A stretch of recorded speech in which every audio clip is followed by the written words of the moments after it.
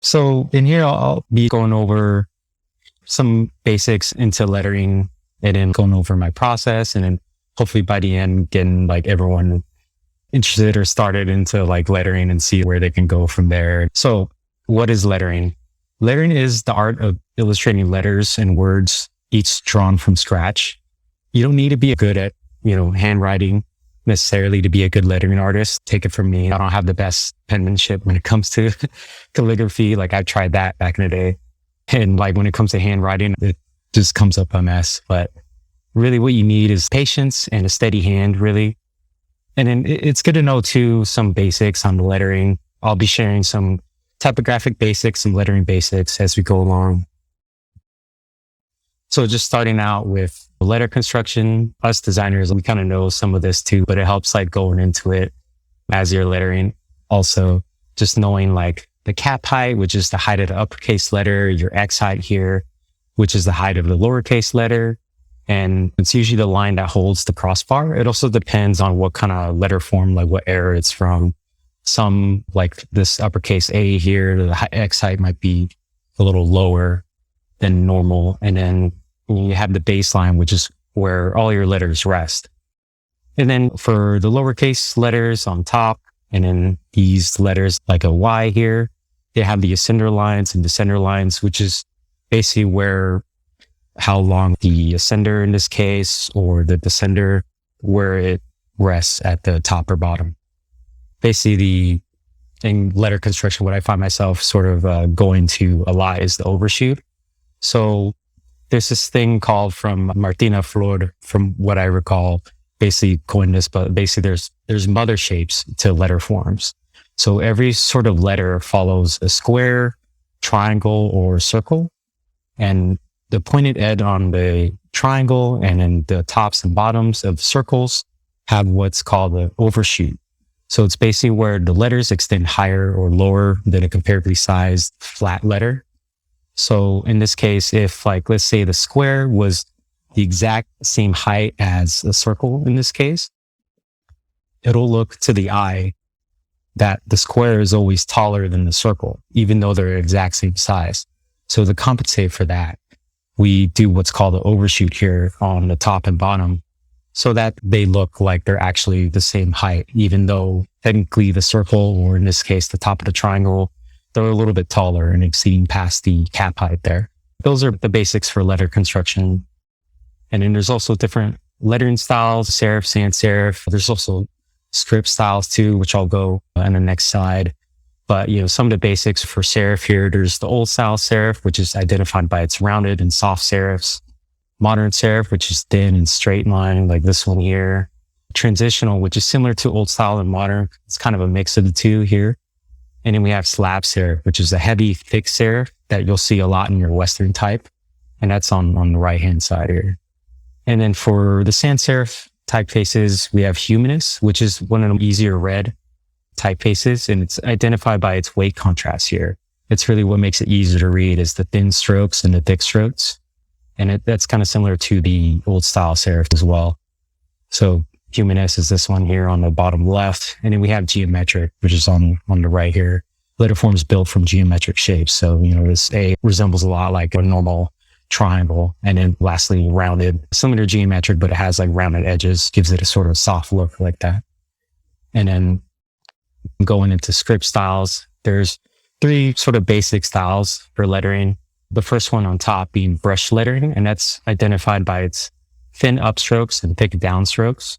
So if you're going along the L here, as you're going up, it'll have a thin upstroke, and then down on the stem of the L here in the middle, it has a thick downstroke here. So it's basically how as you're going through the letters and connecting the letter forms, how you go through with your brush lettering there. And then we have monoline lettering. So they're all connected in the script style, but they're all the same with stroke there. So it's, for me at least, it's a lot easier with my kind of penmanship that I'm still getting used to. I find myself going towards like monoline lettering when I do any script styles. So yeah, that's how this one looks here. And then we have faux calligraphy, which is, it's like calligraphy. You're basically just kind of, mimicking it. So basically you could have a thin monoline stroke as you go through your word and letter forms. And then later on, you're illustrating the thick downstroke. So let's see on the stem of the L here, you're basically drawing that or illustrating that in, and then you're filling it in later on to make it mimic calligraphy. So those are, 3 different script styles that we could do.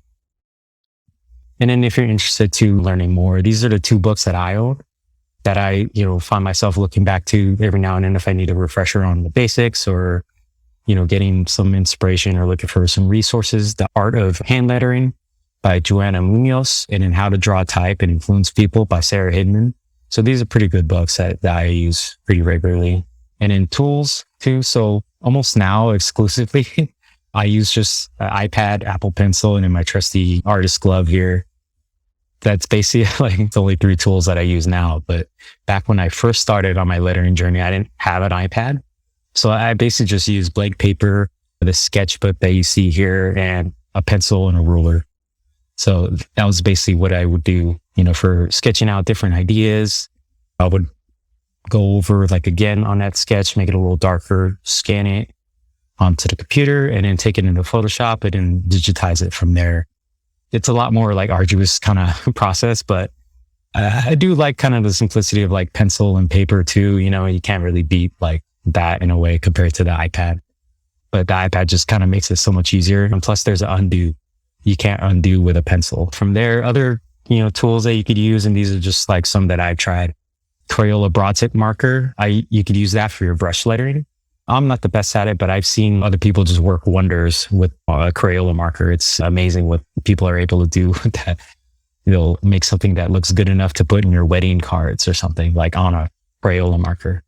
That's a pretty interesting tool. And then other popular tools are the Tombow dual brush pen for brush lettering as well. There's a Micron fine line pen for getting into those details of your illustrations or into those small details in your lettering. Watercolor paper, which is good for any sort of pen that has a large ink bleed. So definitely the markers, you got to use that on watercolor paper, for example. And in grid or dot grid notebooks too, if you don't really want to use the ruler, you could use the grid too as well to kind of compensate for that. And it also helps you map out your letter forms or map out your layouts for your lettering piece. Yeah. And then just going into my process, like I said, I use the iPad almost exclusively now. I do have some Procreate brushes that I purchased too that you can sort of download on your iPad, but Procreate, on itself has some good default brushes to use. And I use that along with some guides, always using references too. I even have I don't know if you can see my screen, but I have a photo album too on Google that has all the screenshots that I've taken over the years and photos that I've taken in the city.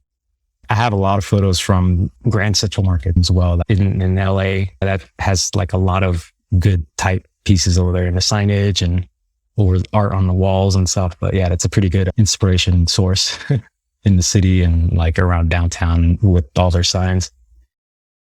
But yeah, using references, and at first I'll sketch different ideas, lay it out, go over that again, and then make sure that the details are right, make sure that the kernings's right.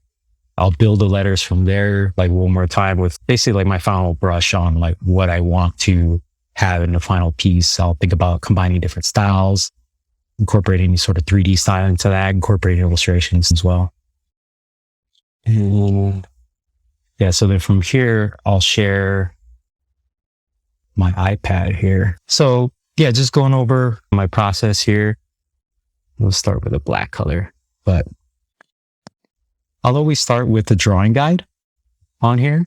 So Procreate has this nifty feature where you can have, you pretty much create a grid sort of style on your paper here, and you can even edit it further. There's other options that you could do isometric sort of symmetry where you can draw on, basically if you draw on one side, it'll imitate it on the other. But most of the time I'm using just the 2D grid here. And then from here, I'll create a new layer. And then I have this handy brush that I use exclusively for my sketches. And then on the layer, I'll set a drawing assist on there. So what that'll do with the grid here is create straight lines So I'll basically just do that quickly, and then you sketch out any sort of ideas on a new layer there, basically on 4 different ideas. So I kind of did some beforehand. Like if I was sketching out different ideas, it looked something like that. Like if I was playing with something with perspective, how that would look, I would see, I could hide some layers here. And I'm always creating new layers too as well, similar to, I don't know if I'm getting designer's flashbacks on Photoshop, but I'm always creating new layers as I go, just so I'm not deleting my work as I'm overwriting layer upon layer with my brushes. Yeah, I'm with you on that. Yeah. Yeah. Yeah. So then from here, I basically just set up the guide. And then my process here, I was thinking about like where the letters can go. So I was thinking like it might not go all the way down to this. So maybe capping could be here. And then I changed the opacity by clicking on this N here. You can change the opacity from there. So as you're drawing on top of the layer, you could draw the letter forms. So for example, I did this for cabin. There's circle here, triangle, and squares in that perspective. And then just detailing out like how the letters can go. So if it was in this perspective and a sans-serif, all caps, how that would look. And I was just trying to see like how UX can look here. And then I kind of followed that same process here with the similar guide on the top right. Maybe we could have UX on top in the middle. Maybe the logo can be here. And then just thinking about combining different styles with, maybe a brush on cabin and then UX and a different kind of style on top. So it's similar to like the design process in a way. Like I'm doing sketching first, basically wireframing that out afterwards when I'm, happy with one of these. So like another thing I'll do too for, I guess, the wireframing kind of part is that I'll take a duplicate of, say, a sketch I'm happy with, and then just enlarge that. So by clicking on this tool here and making sure it says uniform, because if you have like freeform or distort or something, you'll mess up basically your sketch from there, but just enlarging it to like somewhere in the middle. And you can have, the good thing too is that Procreate has like magnets too. So you need to have it at an exact angle. It's good too. And then I could just kind of center it there, enlarge it however much I want. And then I could probably flatten this whole group if I want, because I already made a duplicate, so it's okay. Change the opacity.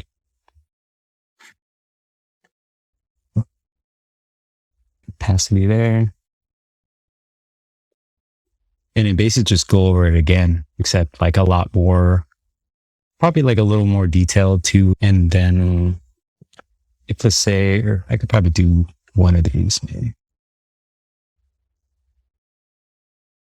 So let's sketch it like so. And then what I'm doing to make the straight lines also is that I'm holding the pencil down. So Procreate has a good feature where if you hold the pencil tool down, it'll create either a line or a different shape depending on what you're trying to do. So in this case, I'm using a line. It also does circles too, or ellipses. So you have one like that. You can see it created like an ellipse. You can change the size if you want and go on the top. You can edit the shape. And if you wanted to do really like a circle, like, but your sort of handwriting was off, you could change that. So, and then have it like that. And then you can also undo by tapping with your hand here. I don't know if you could see it, but undo with 2 fingers. And then if you want to forward that, you do it with 3. Yeah, so it has like undo and redo.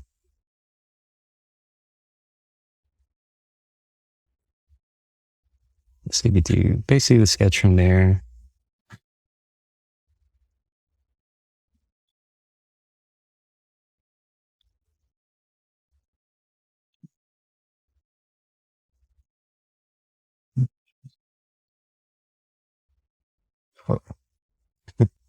Yeah, and that's why it's good to have like an artist glove too, because even with it, like sometimes your hand can kind of get in the way, and then like you actually do some things that you didn't intend to, But yeah, Uh, okay. And then let's see, I could probably even construct the letter too. Okay. So someone give me a letter. Ñ. Any? Oh, all right. I kind of like it. It's the best one, right? Like, I'm pretty biased, but I can go for bias. Okay. So then the first thing I'll do is set up a guide here.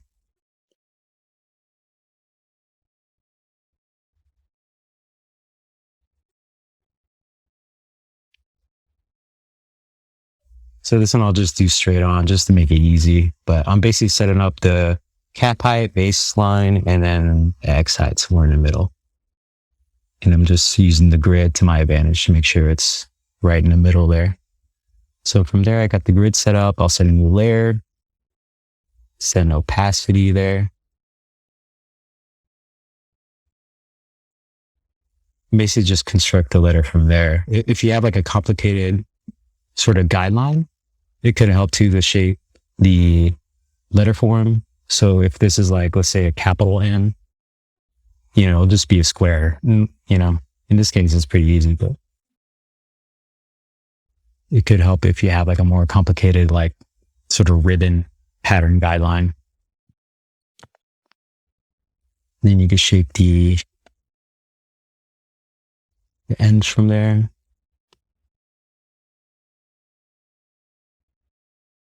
And part of this too is where the patience comes in, because sometimes you might like letter it first, but it won't come out exactly as you had planned. So either like you'll have to redo it again, or maybe like just kind of try something else in a way. Yeah, and then I'm using the straight line kind of feature on Procreate. So I think probably good. This line can come up there. Yeah, something like that. Sometimes too, if I want to make sure that the widths of the stroke are completely like even, I also create a new layer with the circle. yes, give me layers. Yeah.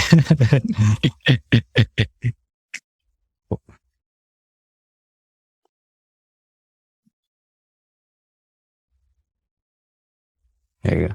Yeah, one thing too that I found that's nifty, I didn't know was possible until like maybe a couple of weeks ago, but you can change the shape of the circle if you sort of use the pen like away from the points that are there, and it'll just change the shape of the circle. Before I used to like always just kind of change the shape at the end points, because it's blue and bright and shiny, but it ends up turning into an ellipse. So that's just like a quick tip to keep that circle shape if that's what you want.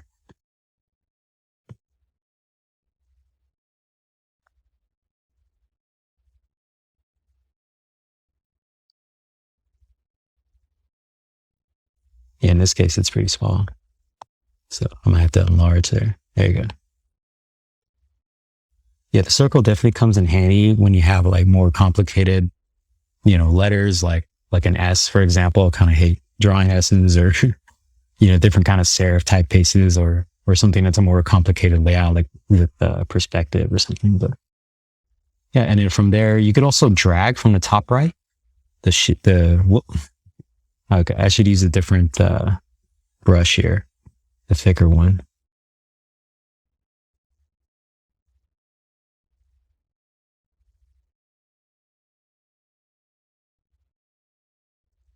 Yeah, something like that. There you go. So that one should be, yeah, there you go. And then you kind of fill in the color there. So now I could use this as a reference to see like how the thickness of my letters go. So yeah, it's pretty even there because I was using grid, but in here I could see it's pretty off. See that? So this should be more of a line there. So I could probably maybe erase some of this.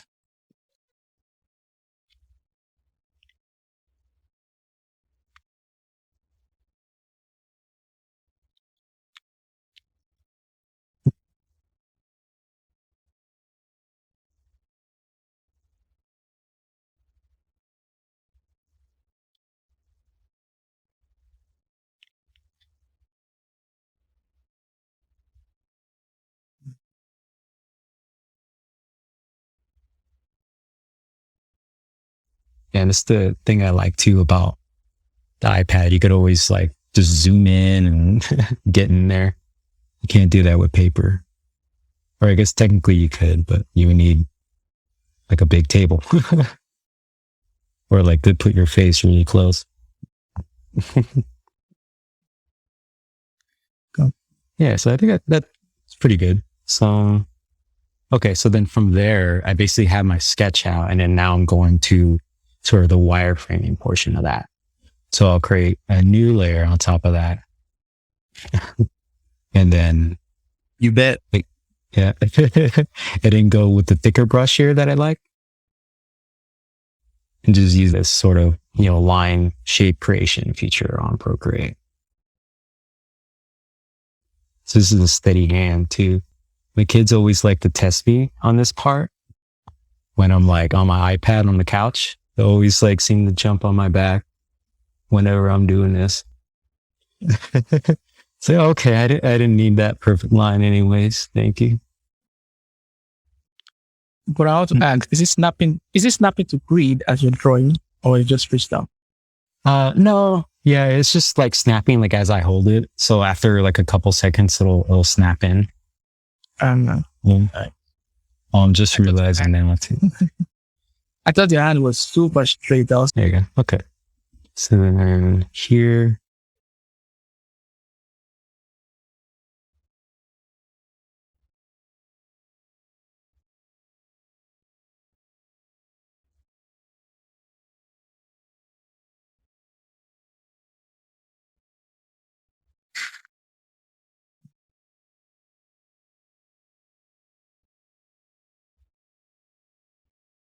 There you go. Yeah, so something like that. Then I could probably hide those. And then I usually like to keep a layer of just the stroke here in case I want to like later on. Because like now I'm going to fill it in with, maybe a blue here. And then if I want to like change like the color, let's say, it'll be easier to do it on here. I could do it on this one too, but then if I change my mind, later on and I want to make it like, let's say red, it could like, it does like kind of weird things as you're filling in the color from blue to red and then like different contrasting colors like that. It may not appear like the same, I guess, as it was compared to using this black stroke and then adapting the color there, So if it's, maybe this could be like a darker blue or something. Yeah, so something like that. Oh, and then the NEA too. I don't know, maybe some of that.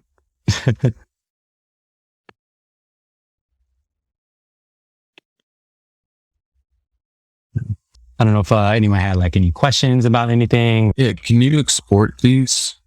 Like how, so if you created an entire like font system, but you wanted to use it inside of like a website or something, what would be your next steps here? Yeah, so on the tools, like the sort of wrench icon, you can click on share and then there's a bunch of options that you can do. So it even works with Photoshop too, I believe. I think there's a way to, so you could share image as a PSD there and then import this into Photoshop if you wanted to. I usually save them as like JPEGs or PNG. There's like animated GIFs that you can create. I haven't tried like a lot of these, I guess. Yeah, you could even create like a little video of it from the layers. And Procreate too, I always keep this video portion. So it'll export like a video of your progress that's on there. And then like basically like capture all the steps that you did. So at the end, you have this like 30-second video of your whole process. If you see my Instagram, I do that for all of my lettering. That's like one of my favorite features, because I'd always like go. I didn't know that. What I did. Yeah, I didn't know that.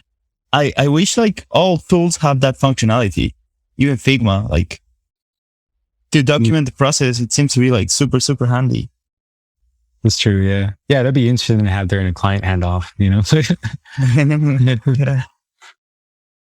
Yeah. The important thing is to make sure this little switch thing is always on, because I think if you had it off and you're working, like it won't be. Oh, got it. That. So it has to be on like pretty much always.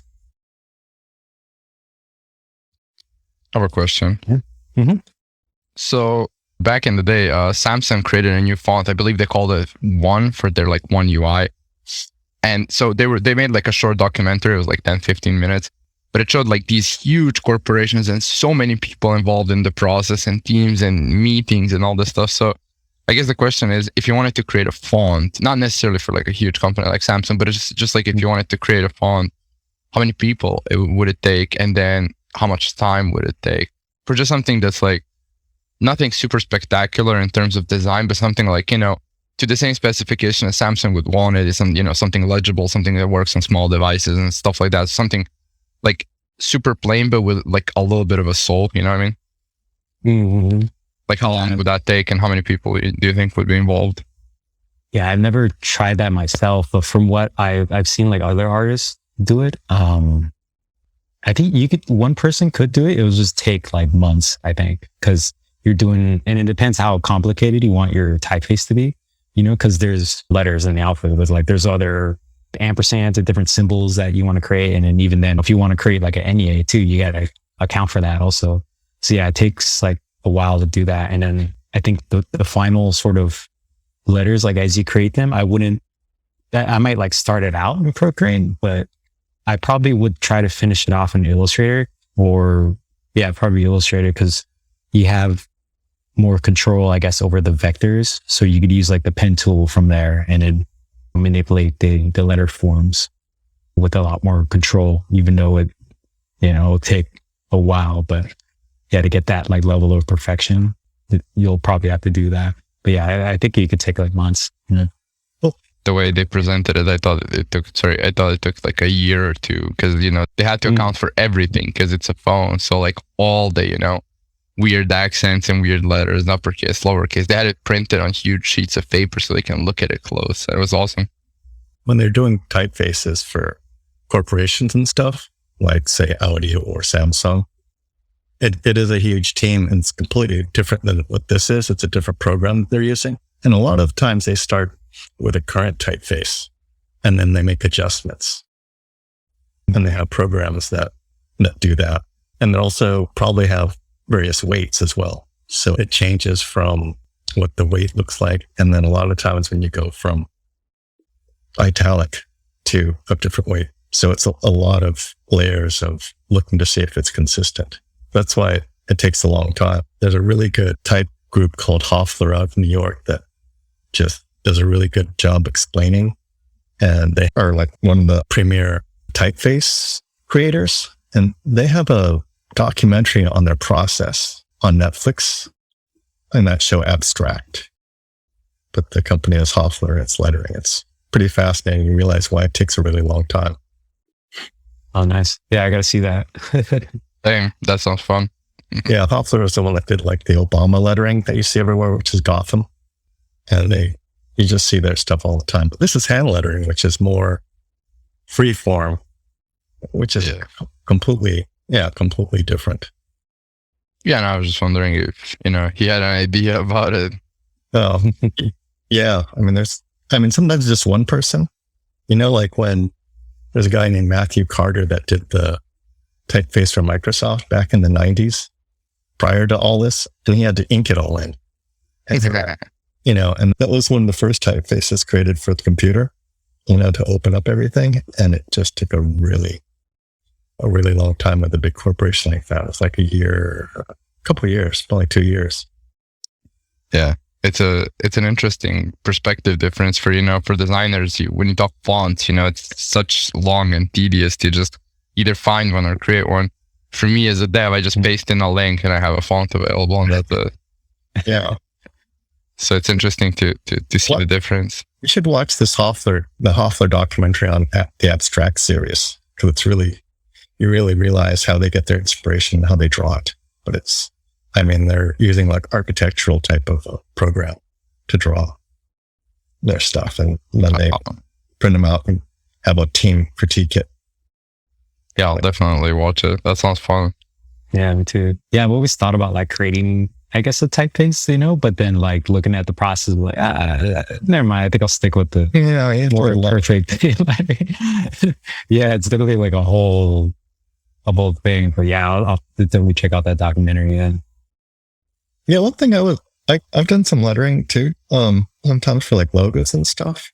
And I heard from somebody, it might have been like Jessica, Yeesh. Then, but I did like drew it on tracing. I would draw it on tracing and put layers and layers, just like you do with layers, but with tracing paper, just so I could get the freeform because it was more kind of a script. But one thing that you said, which was great, is when you're done, flip it backwards so that you could see the weight in the negative space rather than reading it. And I was wondering, can you do that with this? Yeah. Because it really helps you look at it, because you're looking at it as an abstract form rather than. Was it like flip like horizontal? Yeah, horizontal flip. Okay. So if you put some words together, and then you look at the negative space much differently. You know what I mean? Than reading it. I thought it was kind of interesting to do it that way. Yeah. Procreate's awesome, but there's like a small learning curve to it. Yeah, there's a bit, yeah. Like after a while you get used to it, but yeah, I love the tool. I feel that it's not intuitive really. Like you have to learn how to use it. But in order to do that, you will have to see some videos on the internet. It's not like you're going to find out by yourself how to use it. It's like the functionalities are kind of hidden. Yeah. Well, I guess they had to do that because of the the whole new, like, you actually have a pencil and all this fun stuff. But yeah, I picked it up when I got the iPad and a pencil. I picked it up and I just dove into like, sketch something or just have some fun. And I was like, okay, like how do I do just about anything here? So I literally had to watch same a couple of videos. Yeah. Yeah, Instagram surprisingly has a lot of like tutorials and, just people with accounts like hand lettering accounts, and they'll post like tips and tricks. Yeah, I get a lot of my inspiration from there, or like YouTube, is a good resource. Yeah, for sure. So, Joseph, I noticed you were doing weren't you doing some sort of lettering of the day or something? Oh, yeah. I have been. What would it take you to do on the average of one of those? This one didn't take me too long. Because like the shapes are pretty easy to do, And repeat some of them as well. Yeah. Yeah. Mm-hmm. Oh, this one. Yeah. I illustrated out each thing and. Oh, my. Wow. Yeah. Before the original plan was to do it sort of like a collage, or I guess like have the negative space, be the letters. And then I didn't feel like, losing sleep and, kind of having a breakdown over that. So I just kind of did this instead. But yeah, that one took me a big, long time. I at least don't do them like, in a consecutive like streak like that. Like I'll try to do it like maybe once a weekend nowadays, Yeah, because that's great. It's been fun watching. You were saying you weren't using the iPad at first. Yeah, I was just the pencil, paper. And scanned it in. Markers, I scanned it in and stuff. Yeah. Wow. Yeah, and Photoshop. Yeah, the Procreate's definitely better than Photoshop, I think, at least for hand lettering. Did you ever use like a tablet tool, or just went straight to like the iPad pencil? I did use, because I got this XP pen thing. I don't know if you could see it on I got like a drawing tablet, and then I had like a couple other just regular like drawing tablets with note screen, like an old walk. You gave me that Wacom. I have that one. Oh, yeah. And like a couple, like another 2-on-1 and XP pen. Yeah, I have a couple of those. Those kind of slippery. So I like using pen and paper just for the friction. Mm-hmm. Yeah, sure. There's like screen protectors, I think, that you could buy too for your iPad to kind of imitate that. And I think like, I don't have an iPad Pro, but like the iPad Pro with like the new pencil, I think it's a lot better, and then kind of like replicating that experience at least. So is that Artist Club? Did you make that, or is that did you just cut that off, or is No. Yeah, this one's from XP Pen. I think I bought like a pack too. They're pretty cheap. You can get them from like Amazon. Oh, cool. But I have like other ones too. I was going to ask you too about the Artist Club. Is that just so that the iPad doesn't pick up your hand, like the dragging of your hand. Yeah, because like, you know, sometimes like your hand's like oily too, you know, so if you're resting your hand on that, you know, it can mess up some things or just kind of like smudge your screen. So I wear this basically to limit that, you know. So now it's like, I guess not as bad, you know, if I'm just resting my hand on there, it doesn't really do anything. Hopefully I inspired everyone to, you know, letter a little bit.